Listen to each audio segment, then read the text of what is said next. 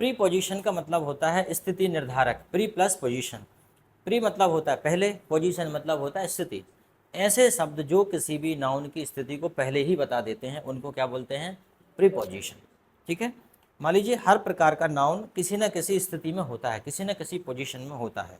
ठीक है, जैसे कि मान लीजिए तुम अभी कमरे में हो, ठीक है, हो सकता है छत पे हो सकता है नदी में हो, ठीक है, अलग अलग जगह पर होता है। कोई आदमी घर पे होता है, रात में, दिन में, दोपहर में, ठीक है, उसके बाद छत पर, अंदर, बाहर, गति की अवस्था में, ठीक है ना। तो ये सारे शब्द जो जब किसी भी नाउन को डिफाइन करना होता है तो उसके पहले उसकी पोजीशन को बताना होता है, उसको हम प्रपोजिशन बोलते हैं। ठीक है, प्रपोजिशन हमारे बहुत सारे होते हैं, हम ज़रूरत के हिसाब से लिखते जाते हैं। जैसे सबसे पहले हम लिख देते हैं इन। इनका मतलब क्या होता है? मैं। इनका मतलब क्या होता है? मैं। जब कोई वस्तु स्थायी अवस्था में किसी वस्तु के अंदर हो, जैसे कि उदाहरण के लिए तुम कहाँ हो? I am in the class, classroom. तुम क्लास में हो कि नहीं? I am in the classroom. ठीक है, आप कहो कि मेरी ज़िंदगी में कई समस्याएं हैं, तो क्या हो जाएगा? बताओ, मेरी ज़िंदगी में कई समस्याएं हैं। There are many problems in my life. मेरी ज़िंदगी में कई समस्याएं हैं। और आप जैसे कह सकते हो तुम्हारे बैग में क्या है? What is in your bag. What is in your bag, तुम्हारे बैग में क्या है? आप बोलो मेरे बैग में कुछ भी नहीं है, तो क्या हो जाएगा? नथिंग। या ऐसा भी बोल सकते हो, there is nothing in my bag. मतलब आप कह रहे हैं मेरे बैग में कुछ भी नहीं है। ठीक है, चलो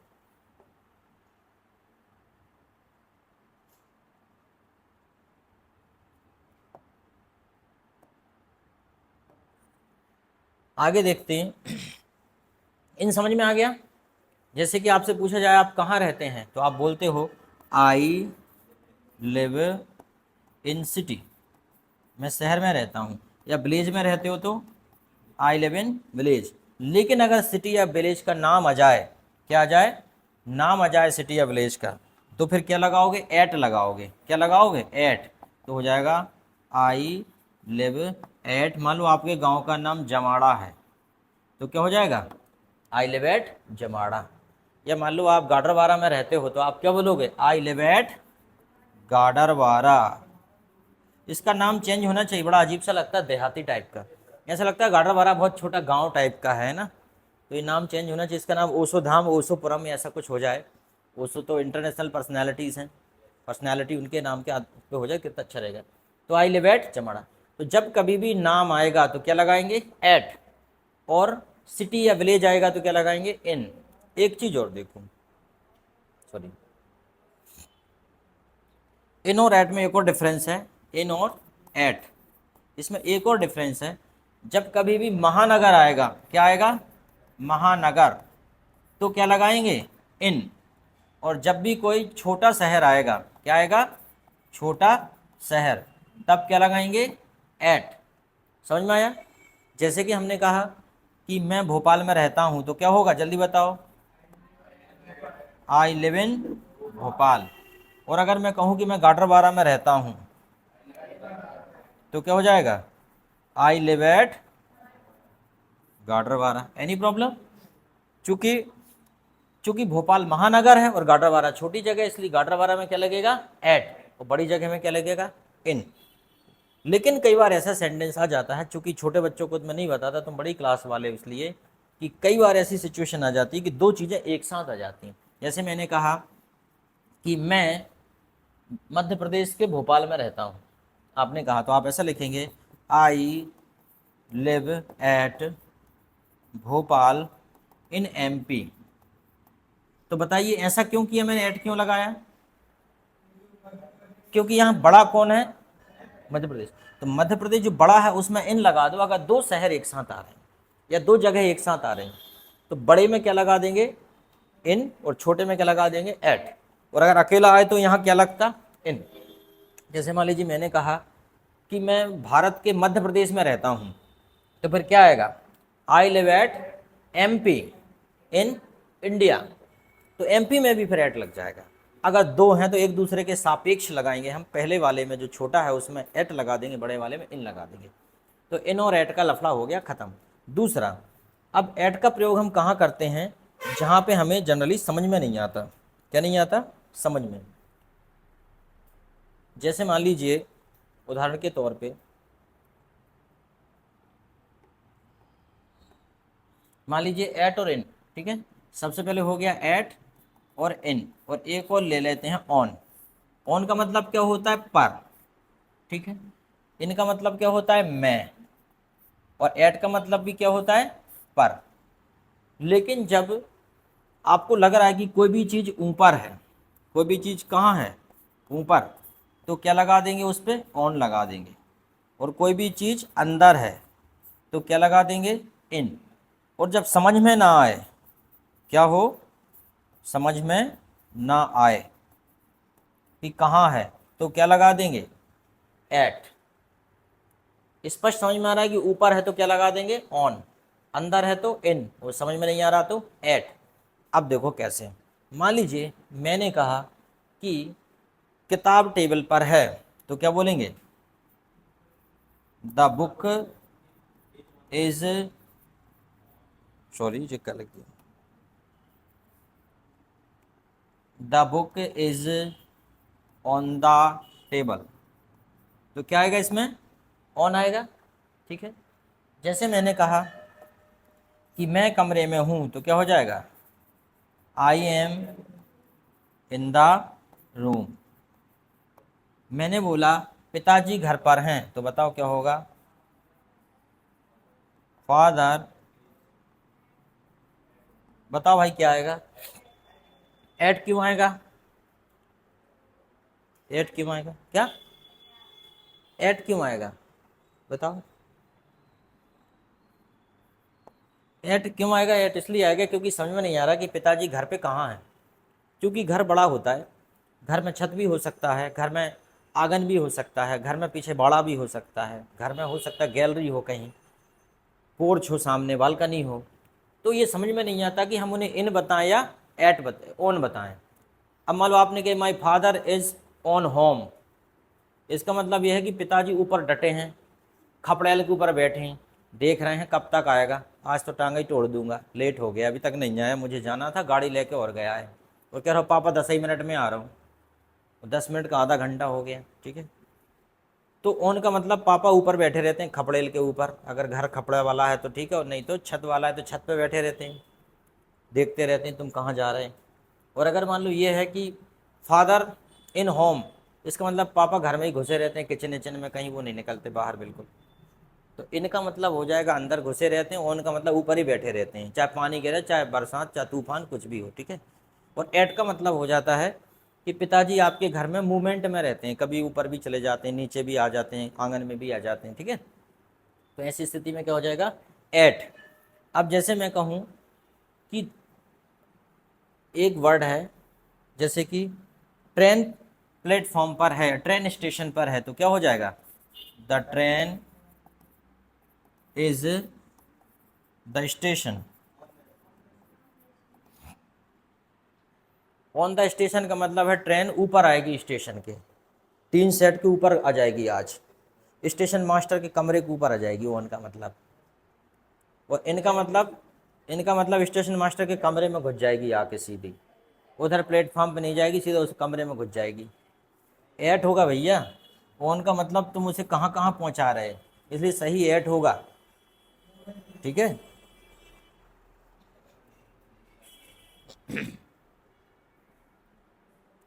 एक बार एक स्टेशन पर सारे लोग मर गए, एक आदमी बच गया। वो क्यों बच गया? उससे पूछा गया कि तुम कैसे बच गए? क्योंकि उस दिन ट्रेन जो है वो सच में प्लेटफॉर्म पे आ गई। वो क्या हुआ कि उस दिन ये कह रहे थे गाड़ी नंबर 30456 फलाना ठिकाना, ये एक्सप्रेस प्लेटफॉर्म नंबर 2 पर आएगी। तो सारे के सारे आदमी प्लेटफॉर्म पे ही खड़े थे, लेकिन एक आदमी कूद के पटरी पे आ गया कि प्लेटफॉर्म पे आ रही है आज तो ट्रेन। और सच में उस दिन ट्रेन का एक्सीडेंट हो गया, ट्रेन प्लेटफॉर्म पे आ गई और पटरी पे कुछ नहीं था, तो वो बच गया और बाकी सब मर गए, ऊपर खड़े थे वो। ये है जोक है कुल मिला के। ऐसा होता नहीं है, अव्यवहारिक जोक है, लेकिन जोक तो जोक है, ठीक है। जोक ऐसे ऐसे बन जाते हैं। एक आदमी से एक बार बहुत सारे लोग थे, उनसे कहा कि जो लोग अपनी पत्नी से डरते हैं वो इस साइड आ जाएं, और जो लोग अपनी पत्नी से नहीं डरते हैं वो इस साइड आ जाएं। सब लोग जो है वो इस साइड आ गए, एक मरियल सा आदमी इस साइड खड़ा रहा। सबने कहा, अबे पागल है क्या, तू पत्नी से नहीं डरता? बोले चुप।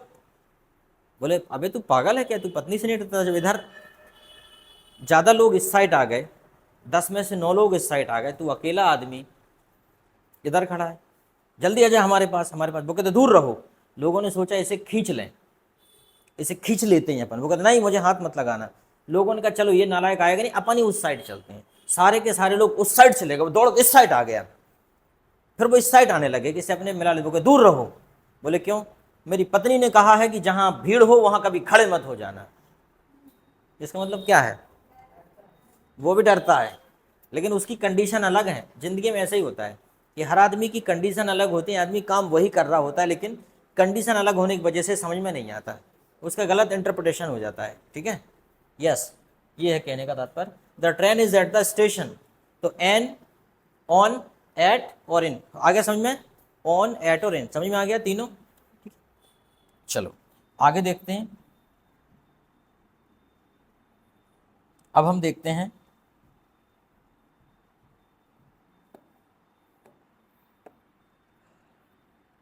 जैसे मैं कहता हूं अंडर। अंडर क्या होता है? नीचे। जैसे कि अंडर क्या होता है? नीचे। उदाहरण के तौर पे stay under the tree. Stay under the tree, पेड़ के नीचे खड़े हो जाओ। लेकिन कब? जब धूप हो तब, जब बिजली गरज रही हो, बिजली चमक रही हो, तब नहीं होना। मैं पहले बता चुका हूँ, क्योंकि उस पर बिजली गिरने की संभावना ज़्यादा होती है, हाइट ज़्यादा होती है तो उस पर बिजली गिर जाती है। इसलिए stay under the tree, wait under the tree, ठीक है। I am waiting for you under the tree. तो अंडर क्या होता है? नीचे। किसी के कोई नीचे काम करता है तो भी हम बोलते हैं कि he is working under supervisor, या he is working under me, ये मेरे अंडर में काम करता है। मान लो अधीनस्थ कर्मचारी कोई, तो उसको भी। तो अंडर का मतलब समझ में आ गया? नीचे, ठीक है। उसके बाद जैसे हमने कहा एबव। एबव क्या होता है? ऊपर, ठीक है। जैसे कि एग्जाम्पल बता सकते हो, एबव का एग्जाम्पल ऊपर, ठीक है। एबव, ठीक है। Above the hill, above the हिल। जैसे काइट इज, सॉरी ये क्या लिख रहा हूँ, kite is being flown above the हिल। मतलब यह है कि पतंग उड़ाई जा रही है कहाँ? अबव द हिल, मतलब पहाड़ी के ऊपर। एक प्रकार की सतह है, मान लो पहाड़ियाँ बहुत सारी होती है, एक पहाड़ी, दो पहाड़ी, तीन पहाड़ी, तो अबव द हिल मतलब उसके ऊपर, अबव, ठीक है। मान लो हम कहें कि अबव द मार्क, या आपसे बोलते हैं कि सर, आप कहते हैं sir I got above 50% marks.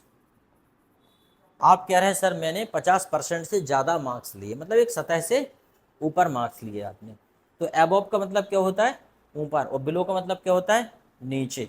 अच्छा, इसी प्रकार एक वर्ड और है जिसे बोलते हैं अप। क्या बोलते हैं? अप। अप में क्या होगा? अप का उल्टा क्या होता है? डाउन, ठीक है। जैसे कि अप डाउन, ऊपर नीचे, अप डाउन। अगर आप छत पे हो तो किसी से बोलोगे कम अप, और अगर नीचे हो, दोस्त को बुलाना है, तो क्या बोलोगे? कम डाउन, नीचे आ जा भाई, कम डाउन। और ऊपर बुलाओगे तो कम अप, ठीक है। अब जैसे मान लीजिए एक बीकर है, सॉरी ये बीकर नहीं है, ये पीपेड होता है, इस टाइप से नंबर डाले होते हैं ना। मान लो ये ग्लास है इधर कोई, और हम उसको बोलते हैं कि इसे भरो। अब आपने उसे भर दिया, इसमें पानी भर दिया। हम बोलेंगे यहाँ निशान तक भरो, अप टू द मार्क, यहाँ तक भरो। तो मैं ये बोलूँगा fill up to the mark, fill up to the mark. मतलब इसका मतलब तक भी हो जाएगा कि fill up to the mark. एक और वर्ड सुना होगा up to date. Up to date का मतलब होता है जो तारीख है उसके हिसाब से अप टू डेट रहना, बिल्कुल तारीख तक अप टू डेट रहना, मतलब बिल्कुल हर चीज़ को जानना। ठीक है, अप टू डेट मतलब समय के साथ चलना, मतलब मॉडर्न रहना, अप टू डेट। अपन बोलते हैं भाई यह तो बहुत अप टू डेट आदमी है, मतलब जो चल रहा है उसे सब पता है क्या चल रहा है। ठीक है, अप टू डेट। मान लो अपनी कोचिंग भी अप टू डेट है, स्मार्ट बोर्ड का ज़माना है तो अपनी कोचिंग में स्मार्ट बोर्ड है, नहीं तो पता चला कि वाइट बोर्ड में ही पढ़ा रहे हैं। हालांकि उससे पढ़ाई पे ज़्यादा अंतर नहीं पड़ता, मुझे तो ऐसा लगता है वाइट बोर्ड में ज़्यादा समझ में आता है, क्योंकि यहाँ डिस्ट्रैक्ट करने वाली चीज़ें नहीं रहती। ठीक है, लेकिन अब समय के साथ चलना होता है, अब इसमें कुछ सर्च करना है तो फटाक से सर्च कर सकते हैं अपन। ठीक, तो अब समझ में आ गया, डाउन समझ में आ गया। डाउन तो नीचे होता है, जैसे गो डाउन, कम डाउन। ठीक है, और फिर डाउन के बहुत सारे यूज़ हैं, लेकिन अभी फ़िलहाल हम नाउन की पोजीशन को बताने के लिए प्रयोग कर रहे हैं। जैसे हमने बोला fill up to the mark, पानी कहाँ तक भरो, अप टू द मार्क, तो ये बात हो गई। दूसरी बात हम कहें कि फिल डाउन द मार्क, हम बोलेंगे इसके मार्क के नीचे तक भरो, तो डाउन हो जाएगा। ठीक है, जैसे कि he came down from morning train, वह है सुबह की ट्रेन से नीचे आया, तो डाउन का मतलब नीचे ही होता है ना। ठीक है, चलो उसके बाद एक और वर्ड होता है जैसे एब, अपॉन। अपॉन का मतलब भी होता है ऊपर, लेकिन कौन सी अवस्था में, गति की अवस्था में, गति की अवस्था में, मतलब ऊपर तो होगा लेकिन कैसी अवस्था में, गति की अवस्था में। उदाहरण के तौर पे अगर मैं इसके ऊपर,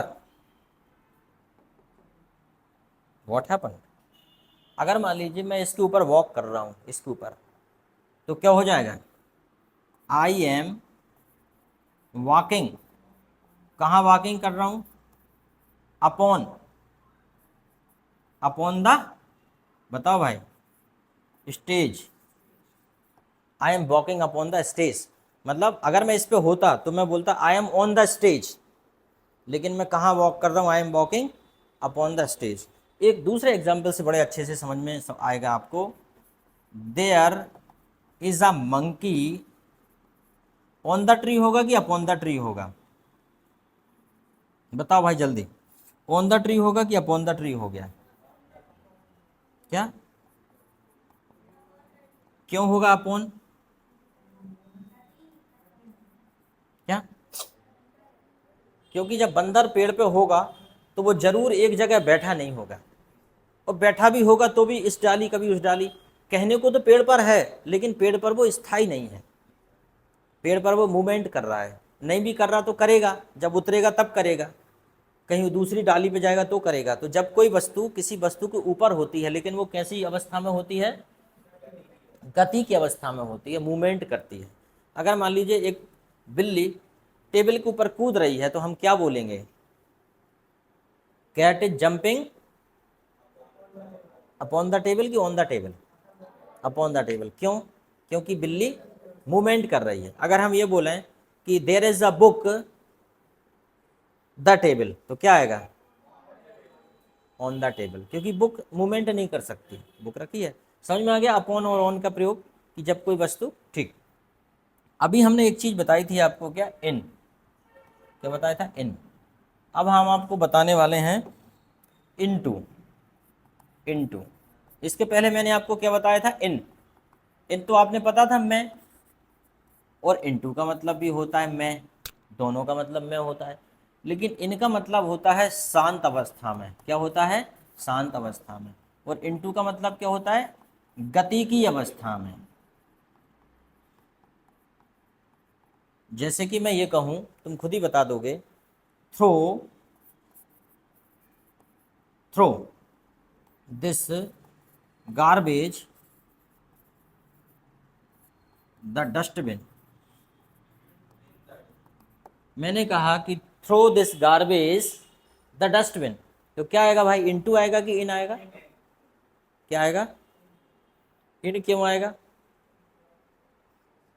कोई और बताएं, throw this garbage the dustbin, क्या आएगा,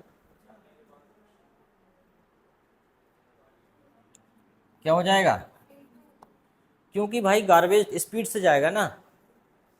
ठीक है, अच्छा मैंने कहा कि अगला है जंप द रिवर, क्या होगा? अगर ये पहले पढ़ लेते ना तो 12वीं में अच्छा पेपर जाता। यहाँ पढ़ने के बाद हमें ऐसे याद नहीं करना पड़ता, एप्लीकेशंस याद नहीं करना पड़ता, डू एस डायरेक्टेड याद नहीं करना पड़ता, फिल इन द ब्लैंक्स याद नहीं करना पड़ता, क्योंकि वो सारी की सारी चीज़ें स्पोकन से ही पूछते हैं, बहुत ज़्यादा हाई फाई नहीं पूछते। जो व्यक्ति स्पोकन इंग्लिश की कोचिंग कर लेता है वो बैंक का एग्जाम यूँ निकाल देता है। हमारा स्टूडेंट है Ashutosh Sahu, state bank of India,